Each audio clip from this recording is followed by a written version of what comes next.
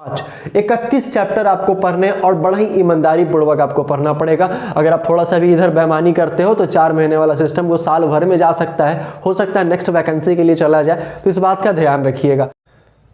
नमस्कार दोस्तों, तो स्वागत है आपका अपने YouTube channel learn with Kunal गुरु पे। तो आज हम लोग देखेंगे जो हमारा SSC CHSL का जो वैकेंसी आया है, जिसके अभी एग्जाम्स में 4 महीने की देरी है और उस 4 महीने में हम लोग बहुत सारा कुछ एग्जाम्स के लिए प्रिपरेशन कर सकते हैं, चैप्टर्स को कंप्लीट कर सकते हैं, टेस्ट लगा सकते हैं, फाउंडेशन कर सकते हैं। बहुत सारे तरह के सवाल हमारे मन में आते होंगे, उन्हीं सारे सवालों का आंसर लेकर मैं आपके सामने आज आया हूँ। तो वीडियो को लास्ट तक देखिएगा, चैनल को सब्सक्राइब जरूर करें और वीडियो को शेयर करते रहिएगा। चलिए, अगर हम लोग बात करें यहाँ पे कि SSC CHSL रीजनिंग स्ट्रेटजी के बारे में, तो हमारे पास 3 टाइप्स ऑफ रीजनिंग के क्वेश्चन हमारे पास पूछे जाते हैं। पहला जो हमारा टाइप्स है, इसको हम लोग वर्बल बोलते हैं, जिसको हम लोग भाषी बोलते हैं। इस भाषी में बहुत सारे चैप्टर से आपको बोर्ड पे लिखा दिख रहा होगा।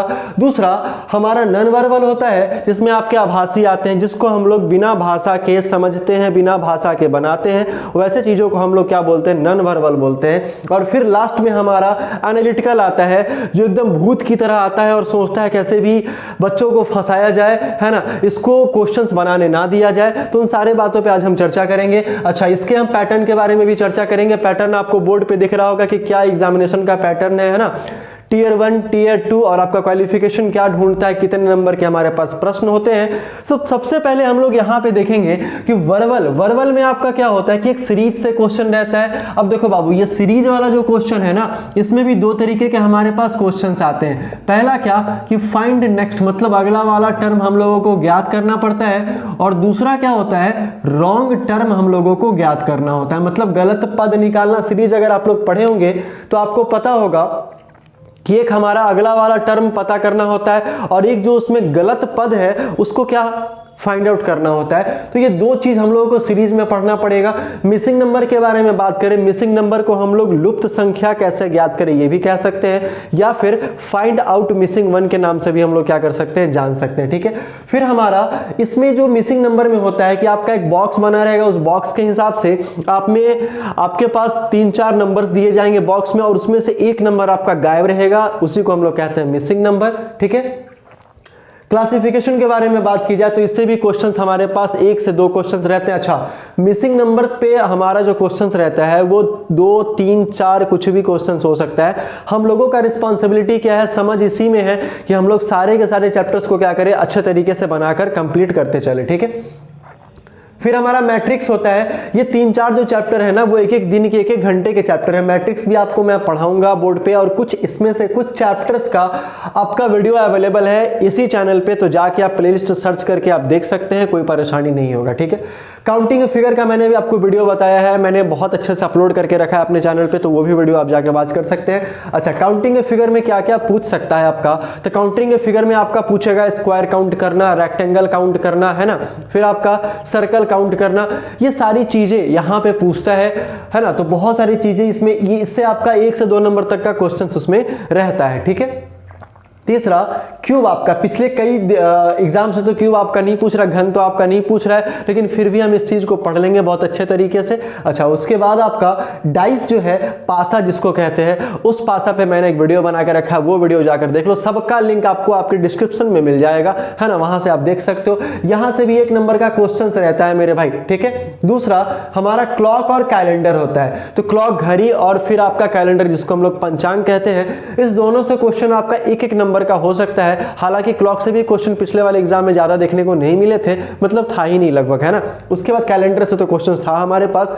तो दोनों चैप्टर को साथ में लेकर चलना और बढ़िया तरीके से हम लोगों को क्या करना है, कंप्लीट करते चलना है। ठीक है, नंबर वर्ड सीरीज आता है, मतलब नंबर में भी क्या करेगा, नंबर और वर्ड का मिक्स होता है, मतलब पहले नंबर कर देगा, फिर वर्ड कर देगा, और फिर आपका उसी को सीरीज में चला देगा, और उसी सीरीज के हिसाब से हम लोग उस पर पैटर्न फाइंड आउट करते हैं कि आगे वाला पैटर्न क्या होगा, है ना। तो ये आपको नंबर वर्ड सीरीज भी कहलाता है। फिर आपका लॉजिकल वेन डायग्राम है, जिसको हम लोग वेन डायग्राम के हिसाब से बनाते हैं, वो भी आपका 1 से 2 नंबर तक का प्रश्न आपसे पूछा जाता है। ठीक है, फिर डेटा सफिशिएंसी आप लोग समझ रहे हैं क्या, डेटा सफिशिएंसी आपका क्या होता होता है, जैसे हम लोग खाना खाते हैं ना, तो खाने में आपका चावल, दाल, सब्जी, पापड़ सारा कुछ मिक्स रहता है। वैसे ही ये एक चैप्टर है जिसको हम लोग डेटा सफिशिएंसी बोलते हैं। इस डेटा सफिशिएंसी में आपका बहुत सारे चैप्टर्स का आपको कॉम्बिनेशन देखने को मिल जाएगा, जैसे alphabet, coding, decoding, direction, blood relation, ranking, sitting arrangement, puzzle, clock, calendar, बहुत सारा चैप्टर। तो ये तो खासकर इंपॉर्टेंट है ही, और इससे सवाल 1 से 2 नंबर तक का पूछता है। डेटा सफिशिएंसी वाले में 1 से 2 नंबर तक का क्वेश्चन आपसे पूछा जाता है, ठीक है। फिर अगर हम लोग मैथमेटिकल ऑपरेशन के बारे में बात करें तो या तो इसको मैथमेटिकल ऑपरेशन बोल लो या फिर आप लोग इसको रीजनिंग ऑपरेशन बोल लो, कोई परेशानी नहीं है ना। ये जो आपका मैथमेटिकल ऑपरेशन है, इसका जो फॉर्मूला है ये बॉड मास के हिसाब से हमारा अकॉर्डिंग होता है ना, according to BODMAS rule, जो हम लोगों ने मैथ में पढ़ा होगा। बस वो अगर पता है, कैलकुलेशन आपकी सही है, तो आप इसमें अच्छा खासा 1-2 नंबर तो कहीं आपका जाने वाला नहीं, ठीक है।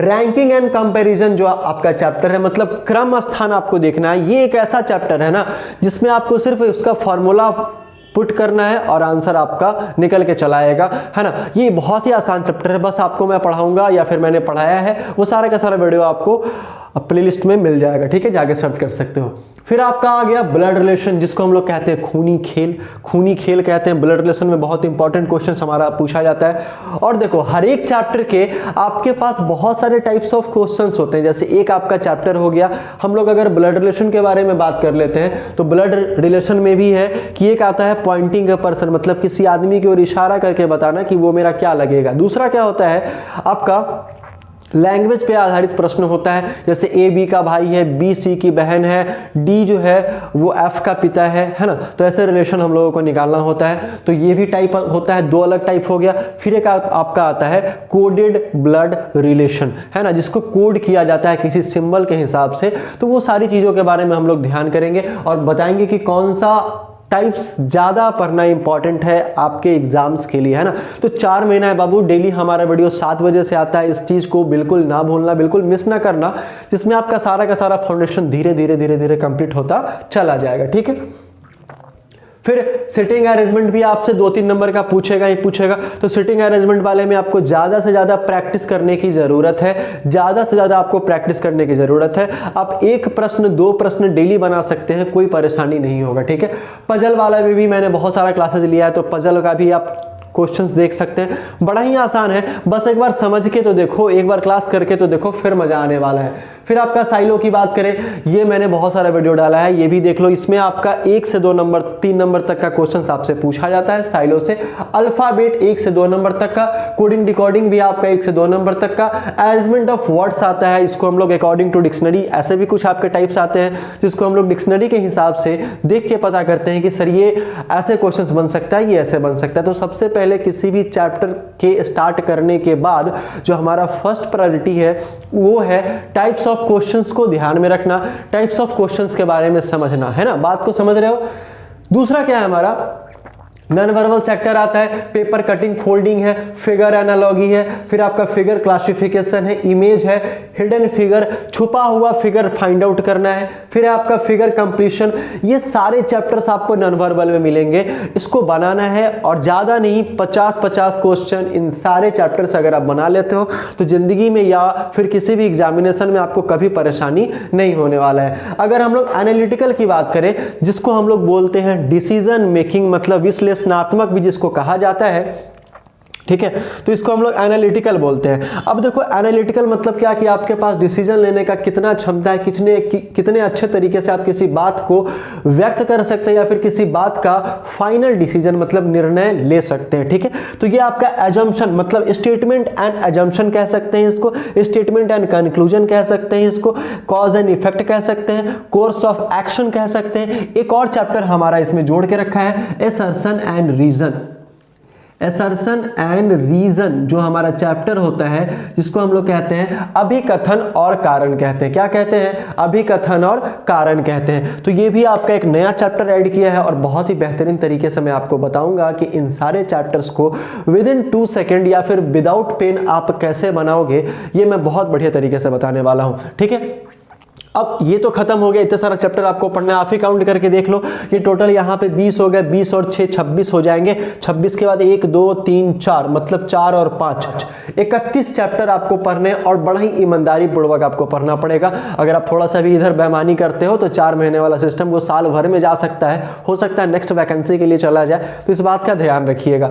अब हम लोग बात करेंगे कि भैया इसका एग्जाम का पैटर्न क्या होता है। एग्जाम के पैटर्न के बारे में अगर हम लोग बात करेंगे तो ये टीयर 1 है, टीयर 2 है और ये क्वालिफाई आपका कैसे होता है, ठीक है। तो ये टीयर 1 में आपका क्या होता है, मैथ जो है हमारा वो 25 नंबर का पूछा जाता है। अगर हम अपने रीजनिंग के बारे में बात करें, जिसके बारे में मैंने बहुत सारा चैप्टर्स आप लोगों को लिखवाया है, इसके बारे में बात किया जाए तो ये भी आपका 25 नंबर का पूछा जाता है। अच्छा, जीए वाला जो हमारा सेक्शन है ये बहुत ही इंपॉर्टेंट है, ये बहुत ही इंपॉर्टेंट है, स्कोरिंग यही है, ये रीजनिंग आपका बहुत ज़्यादा स्कोरिंग है, तो इस पर आप ज़्यादा ध्यान देना पड़ेगा जीए वाले सेक्शन पे, जिस पे करंट अफेयर ज़्यादा वैल्यूएबल होता है, इस पे करंट अफेयर ज़्यादा से ज़्यादा आपसे पूछे जाते हैं, ठीक है। और इंग्लिश जो है ये काफ़ी आसान होता है, क्योंकि एसएससी आपका मैथ ओरिएंटेड एग्जाम है, तो इंग्लिश तो आसान रहता है, उतना तो इंग्लिश आपको पढ़ना ही पड़ेगा, है ना, थोड़ा सा तो कष्ट करना पड़ेगा, कोई दिक्कत नहीं है। अच्छा, ये टोटल नंबर हो गए आपके कितने, 100 नंबर हो गए। अब ये 100 जो टोटल क्वेश्चन है, नंबर नहीं है, जो जितने आपके 100 क्वेश्चंस हो गए, ये सारे के सारे क्वेश्चन ये 200 मार्क्स के रहते हैं। कितने नंबर के रहते हैं भैया, 200 नंबर के ये 100 क्वेश्चंस होते हैं, मतलब एक क्वेश्चन 2 नंबर का होता है। बात आ रही है समझ में। उसके बाद अगर ये क्वालिफाई कर जाते हैं हम लोग तो फिर टीयर 2 आता है। फिर हम लोगों का जो टीयर 2 में जो आपका मेंस जिसको कहते हैं वह, उसमें आपका एस्से लेटर राइटिंग वगैरह पूछा जाता है, ये भी आपका 100 नंबर का रहता है। ये 200 नंबर हो गया टीयर 1, ये आपका 100 नंबर हो गया, मतलब 200 और 300, और इस दोनों के आधार पे 300 में से कितने नंबर आपके पास आ रहे हैं, ऐसा आप क्वालिफाई करोगे। तो ये इस पे तो बाद में जाओ, ये सिलेबस देख लो, सिलेबस समझ में आ गया आपको। मैंने पूरा का पूरा रीजनिंग का चैप्टर बता दिया कि एक बार हो सके तो स्क्रीनशॉट ले लो, ज़्यादा मजा आएगा और काफी अच्छे से समझ में आएगा बाद में देखोगे तो बिल्कुल निश्चिंत रहना, है ना, बिल्कुल निश्चिंत रहना इस चीज के लिए कि सर चैप्टर्स में कितना परेशानी होगा, कितना टफ लेवल होता है, कुछ नहीं। मैं बिल्कुल आपको 2 से 3 सेकंड में क्वेश्चंस बनाना बताऊंगा, कुछ चैप्टर्स को छोड़ के, वो भी पेन फ्री, है ना, पेन फ्री सॉल्यूशन मैं आपको बताने वाला हूं। अगर वीडियो अच्छा लगा हो तो एक बार वीडियो को शेयर कर दीजिएगा, लाइक एंड सब्सक्राइब करना बिल्कुल ना भूलें। धन्यवाद।